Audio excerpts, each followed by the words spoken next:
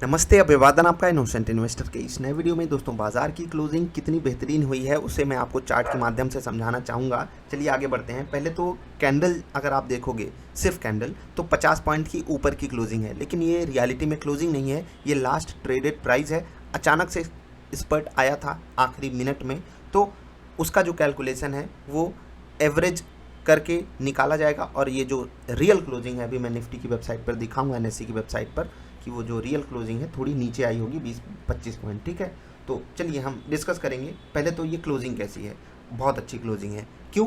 क्योंकि हम टेक्निकली मजबूत लेवल्स पे बंद हुए हैं। दूसरी बात, कल की जो क्लोजिंग थी उससे ऊपर। तीसरी बात, आखिरी मिनट में बाइंग आई है, बड़े वॉल्यूम के साथ बाइंग आई है। अच्छी बात होती है ये।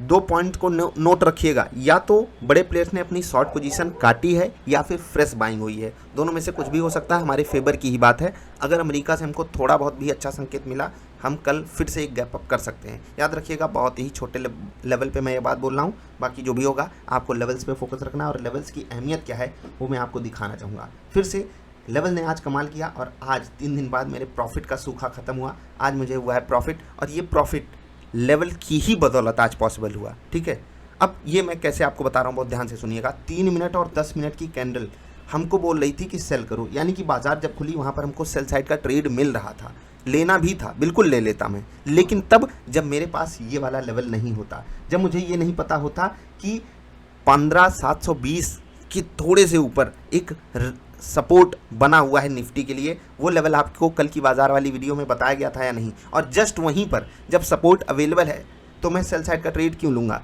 3 मिनट पे भी अवॉइड किया, 10 मिनट पे भी अवॉइड किया, और दोनों ही डिसीजन कमाल के थे।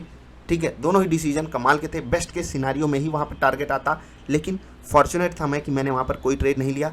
एंड आई होप कि आप में से भी बहुत सारे लोगों ने यहाँ पर ट्रेड नहीं लिया होगा। जो लोग लेवल को सम्मान देते हैं उन्होंने तो बिल्कुल भी ट्रेड नहीं लिया होगा। और सोने पे सुहागा क्या हुआ वो मैं आपको बता रहा हूँ। और यही चीज़ें कभी कभी हमारे अगेंस्ट भी जाती हैं। सोने पे सुहागा ये हुआ कि इस सपोर्ट पे मैंने कॉन्ट्रा बाइंग करने की बात सोची, क्योंकि हमको यहाँ पर सेटअप पे ट्रेड मिल गया। और उसके बाद देखिए कितना बेहतरीन यूनिक टाइप का टारगेट आया, मज़ा आ गया। ठीक है, एक गलत ट्रेड आज मेरा गया था यहाँ पर, जो मैं यहाँ पर बाई साइड का ट्रेड लिया, और वो मुझे स्टॉप लॉस में कन्वर्ट करना पड़ा। ऑफकोर्स सी बात है, यहाँ पर हम बचा नहीं सकते थे, क्योंकि लेवल के हिसाब से मुझे यहाँ पर बाइंग करनी थी, और अंततः वो बाइंग सक्सेसफुल होती। मैं आपको बता रहा हूँ, देखिए एक ट्रेड मेरा पॉजिटिव, दूसरा ट्रेड मेरा यहाँ पर था, अभी बता रहा हूँ। लेकिन ये वाला ट्रेड पहले जान लीजिए, ये वाला ट्रेड मेरा स्टॉप लॉस में कन्वर्ट हो गया। अब कितना आसान है ना, मैं आपको रोज लेवल्स देता हूँ और लेवल्स पे आपको ट्रेड लेने की बात भी बोलता हूँ। ठीक है, कुत्तों को क्या प्रॉब्लम हो गई भाई, परेशान मत करो। ये जो घर का कुत्ता है, इसको बाहर वाले कुत्ते आकर के परेशान करते हैं, तो क्या करे, मज़े ले लेता है। ठीक है,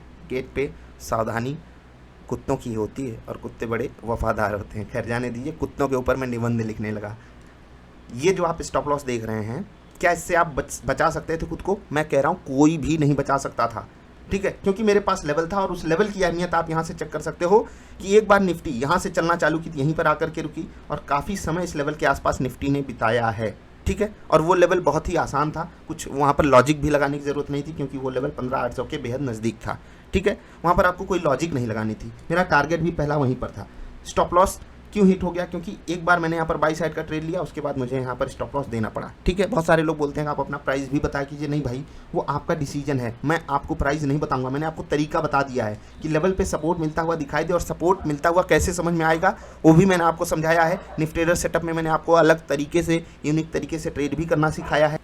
निफ्टी ट्रेडर सेटअप आपको ज्वाइन करने के लिए नहीं बोल रहा हूँ, बस सिर्फ ये बोल रहा हूँ कि आप अपनी मेहनत कीजिए और आपको आपकी मेहनत का फल मिलेगा। निफ्टी ट्रेडर ज्वाइन करोगे वो हमारे लिए अच्छा होगा, आपके लिए तो अच्छा हो ना हो वो तो मतलब ऐसे हम कह नहीं सकते ना डायरेक्ट आप निफ्टी ट्रेडर सेटअप ज्वाइन करोगे और कल से प्रॉफिटेबल बन जाओगे। नहीं, वहाँ पर आपके लिए 22 दिन का चैलेंज है, उसको अगर आप लेना चाहते हो तो ज्वाइन कर सकते हो, अदरवाइज अपनी मेहनत तो आपको करनी ही पड़ेगी। तो यहाँ पर आप क्वेरी मत डालिए कि आप प्राइस भी बताया कीजिए। ठीक है, मैंने यहाँ पर बाई क्यों लिया वो आपको पता है, क्योंकि मैंने यहाँ पर बाई लिया तो मैं यहाँ पर भी बाई लूँगा, और उसके बाद मैंने यहाँ पर भी बाई लिया तो मुझे यहाँ पर टारगेट मिला। और देखो, ये टारगेट मैं यहाँ नहीं सेट कर पाया। ठीक है, सेट तो यहीं पर था, लेकिन ये बुक नहीं कर पाया। मैं 3 बजे के आसपास एग्जिट ले लेता हूँ। मैंने यहाँ पर लगभग एग्जिट कर लिया था। 851-52 का प्राइस था उस वक्त, जब निफ्टी 851-52 के आसपास ट्रेड कर रही थी, तो वहाँ पर मैंने अपनी पोजीशन काटी थी। ठीक है, अब ये जो मेरी पोजीशन यहाँ पर कटी, तो लगभग वो टारगेट था, क्योंकि हम इसके लिए विश कर रहे थे। आखिरी मिनट का इंतज़ार करते तो वो भी आ जाता, लेकिन उतना इंतज़ार मैं करने को आपको जनरली बोलता नहीं हूँ। तो हम यहाँ पर एक प्रॉफिटेबल ट्रेड काटे हैं अपना।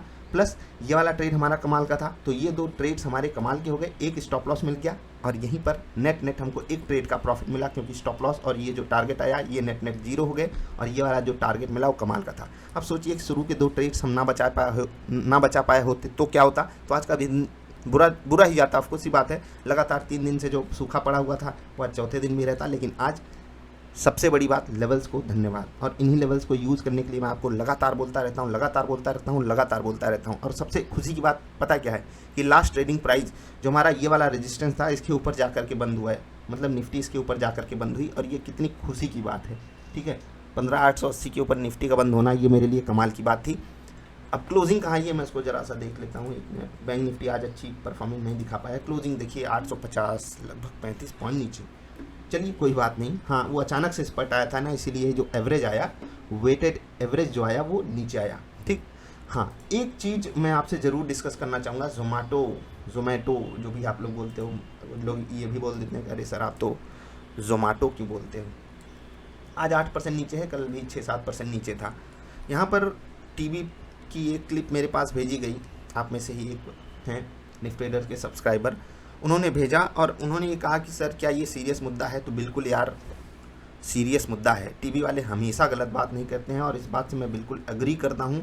जोमेटो ने जो रिटेल इन्वेस्टर्स के साथ किया है ना वो बिल्कुल गलत बात है, और मैं उस पॉइंट पे जो भी कमेंटेटर थे टीवी वाले, मैं उनके पॉइंट से भी एग्री करता हूँ। और जोमेटो को इस पर सख्त तरीके से जोमेटो से जवाब मांगा जाना चाहिए, चाहे से भी मांगे, चाहे ये मीडिया वाले उनको बुला करके उनके प्रोमोटर से पूछें कि क्यों भैया आप ये डील इस तरीके से, और रिटेल इन्वेस्टर का पार्टिसिपेशन वहाँ पर क्यों नहीं आया, क्यों नहीं आपने उनको पार्टिसिपेट करने दिया, क्यों आप उनको औने पौने तरीके से फंसा रहे हो। मतलब कमाल है। मैं अलग से इस पर वीडियो बना सकता हूँ, कोशिश करूँगा कि बना दूँ, लेकिन आपको मैं ज़रूर अलर्ट कर रहा हूँ कि ऐसी कंपनियाँ जहाँ पर रिटेल इन्वेस्टर्स को कोई इज्जत नहीं दी जाती वहाँ पर रहना ही बेकार है यार। हज़ारों कंपनियाँ हैं, अवॉइड करो ना। क्या ज़रूरत यहाँ की स्टोरी समझने में, आपको क्या इंटरेस्ट होना चाहिए, नहीं होना चाहिए अगर आपको ऐसा लग रहा है। क्योंकि मुझे तो पर्सनल लेवल पे जो मैंने ये चीज़ देखी ना, और मैंने उसको वेरीफाई भी किया कि सच में इन्होंने ऐसा किया है, इतना बड़ा अत्याचार कि हम और आप 150,000 शेयर लेकर के बैठे, हमारी आपकी कोई इज्जत ही नहीं, हमसे आपसे कोई सवाल नहीं पूछा जाएगा। भाई साहब मैं जब शुरुआत किया था मेरे पास एयरटेल के शेयर थे, बहुत ही छोटी संख्या में शेयर थे, फिर भी मेरे पास बाकायदा वो आया था, ईमेल आया था। ठीक है, और आपको विश्वास भी नहीं होगा कि उनके पता नहीं क्या शेयर होल्डर की उसकी तरफ से मेरे पास कॉल भी आई थी। अब ये मेरे लिए मतलब अनबिलीवेबल बात थी। मैं उस कॉल को वेरीफाई नहीं कर रहा हूँ, हो सकता है वो कॉल फेक रही हो, लेकिन कुछ कंपनियां ऐसी हैं जो अपने शेयर होल्डर्स का सच में ख्याल रखती हैं, उनके जो पॉइंट ऑफ व्यू हैं उनको अहमियत देती हैं। एक एक सवाल आपके पास भी, लगभग ईमेल तो सबके पास एक तरफ से जाता है, ई वोटिंग कीजिए, एक एक बात आप अपनी रख सकते हो, वोट कर सकते हो, आपको कौन सा पॉइंट पसंद है कौन सा नहीं। ठीक है, तो इतना तो करने देना चाहिए ना। जोमेटो ने यहाँ पर बिल्कुल गलत काम किया और मैं बिल्कुल नहीं सपोर्ट करना चाहता। भले ही इनका टारगेट दुगना आया हो तिगुना आया हो, कोई मतलब नहीं। जब आप रिटेल शेयर होल्डर्स की वैल्यू नहीं करते तो आपका टारगेट 1000 हो, हम नहीं खरीदेंगे, हम कुछ और खरीदेंगे, मेरे पास फालतू का पैसा नहीं है। और जो रिटेल इन्वेस्टर जोमेटो को इतनी बड़ी कंपनी बना दिया उसी को ये लात मार रहे हैं, तो इनका कितना बुरा हाल हो सकता है वो आप सोच भी नहीं सकते। खैर जाने दीजिए, ऐसी ही चीज़ें तो आगे बढ़ जाती हैं, किसी के खिलाफ इतना बुरा नहीं बोलना चाहिए। एक स्टॉक है डीमार्ट। चार्ट, इनका चार्ट पैटर्न मुझे बहुत अच्छे से समझ में आ रहा है, और जो भी मुझे समझ में आ रहा है, अगर आपको समझ में आ रहा है तो यहाँ 3500 के ऊपर आपको बाई जाना है। 3505 3508 का एक लेवल थोड़ा सा देख लेना, उसके ऊपर ये स्टॉक चलने लगे आपको यहाँ पर बाई जाना है, सेटअप पे ट्रेड लेना है। व्हाट इज ट्रेडिंग सेटअप वाली वीडियो देखिए, उसके बाद बहुत सारे टेक्निकल इंडिकेटर्स आप यूज़ कर पाओगे डीमार्ट में ट्रेड लेने के लिए। कमाल का ट्रेड मिलेगा, ध्यान रखिएगा।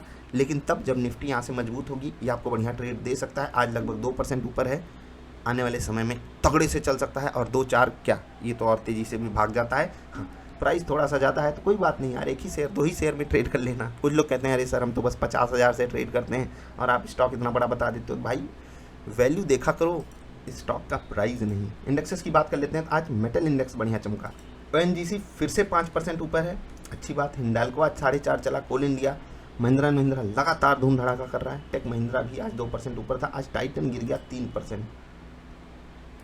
उसके बाद एशियन पेंट गिरा है, बजाज फिनसर्व, डिवीज लैब। आज फाइनेंस के स्टॉक्स नहीं चले यार, डिवीज लैब, बजाज फाइनेंस ये भी गिर गए। निफ्टी नेक्स्ट 50, यहाँ पर वेदांत लगभग 3-3.5% भागा। जोमेटो देखिए 8% गिरा है, और इनको क्या कहूँ, जाने दीजिए। आगे बढ़ते हैं। बर्जर पेंट, बंधन बैंक, बजाज होल्डिंग, नाइका, ये सब गिरे हैं स्टॉक्स।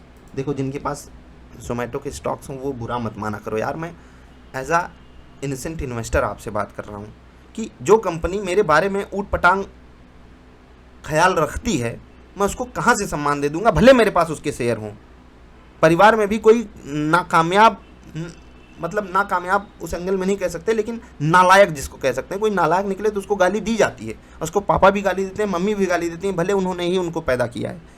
तो जो गाली खाने जैसा काम करेगा उसे गाली मिलेगी, that's it. Nifty mid cap में ठीक है, यहाँ पर भी ऑटोमोबाइल सेक्टर के स्टॉक बढ़िया चले। गिने में एस्ट्रल, जील, BEL, AU बैंक और हिंदुस्तान पेट्रोलियम था। निफ्टी बैंक यहाँ पर तकलीफ थी, बंधन bank, Kotak bank, AU bank, ICICI bank, IndusInd bank, ये सब नेगेटिव थे। बंधन बैंक तो 2.5% 3% नीचे था। Bank of Baroda, axis bank ये पॉजिटिव थे। स्टेट बैंक बढ़िया चला, फेडरल, PNB ये सब पॉजिटिव थे।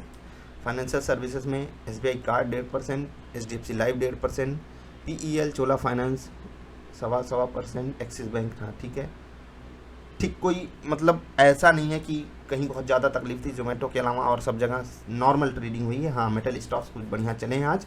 ओवरऑल मार्केट की क्लोजिंग मुझे पसंद आई, लेकिन फिर से वही बात, ट्रिगर हमको ग्लोबल से ही लेना पड़ेगा। टेक्निकली कितने ही मजबूत हों, जब ओपनिंग हमारी बुरी हो जाएगी तो हम उसको संभाल नहीं पाएंगे।